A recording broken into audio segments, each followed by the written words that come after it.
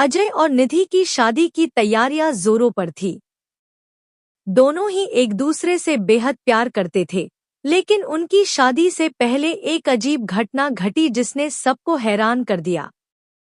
अजय एक छोटे से कस्बे में रहता था, जहां एक पुरानी हवेली थी। उस हवेली के बारे में कहा जाता था कि वहां एक आत्मा रहती है, एक दुल्हन की आत्मा, जो हर पूर्णिमा की रात को प्रकट होती थी।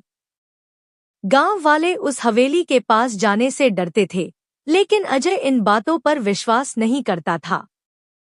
एक दिन अपने दोस्तों के साथ मजाक में उसने कहा, अगर सच में वहां कोई दुल्हन की आत्मा है तो मैं उससे मिलने जाऊंगा।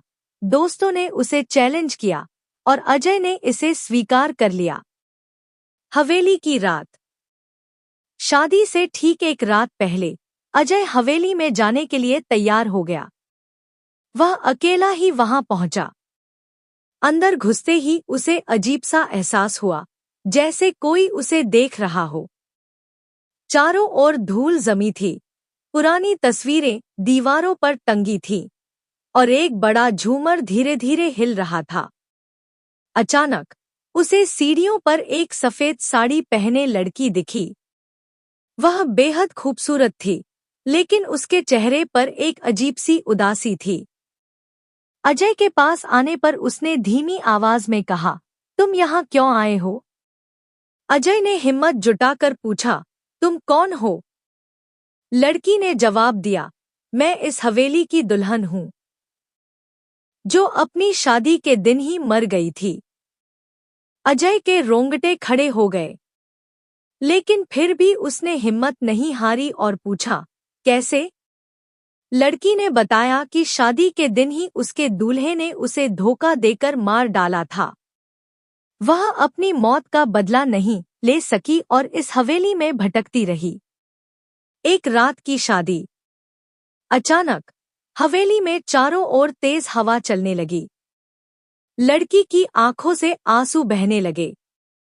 उसने अजय की तरफ देखा और कहा, मेरी आखिरी इच्छा है कि मैं किसी के साथ 7 फेरे ले सकूं, ताकि मेरी आत्मा मुक्त हो सके। अजय घबरा गया, लेकिन उसने लड़की के दुख को समझा और कहा, अगर इससे तुम्हारी आत्मा को शांति मिलेगी तो मैं तुम्हारी यह आखिरी इच्छा पूरी करूंगा। फिर क्या था, हवेली में जैसे कोई अनदेखी शक्ति काम कर रही थी। अचानक चारों ओर दिए जल उठे। हवेली का हॉल एक विवाह मंडप जैसा लगने लगा। पंडित की आवाजें गूंजने लगी और अजय और वह लड़की अग्नि के 7 फेरे लेने लगे। जैसे ही 7वां फेरा पूरा हुआ, लड़की मुस्कुरा दी और कहा, अब मैं मुक्त हूँ। धन्यवाद। यह कहते ही वह धुएं में बदल गई और हवेली की दीवारों में समा गई। अजय बेहोश होकर गिर पड़ा। सच या सपना? अगली सुबह अजय अपने घर पर था। उसके दोस्त और परिवार वाले चिंतित थे। अजय ने सबको अपनी आपबीती सुनाई, लेकिन किसी ने विश्वास नहीं किया। लेकिन जब अजय ने अपनी जेब में एक पुरानी चूड़ी पाई, तो सब सन्न रह गए। आज भी उस हवेली के पास जाने वाले लोग कहते हैं कि वहां से एक दुल्हन की हंसी और शादी के मंत्रों की आवाज आती है।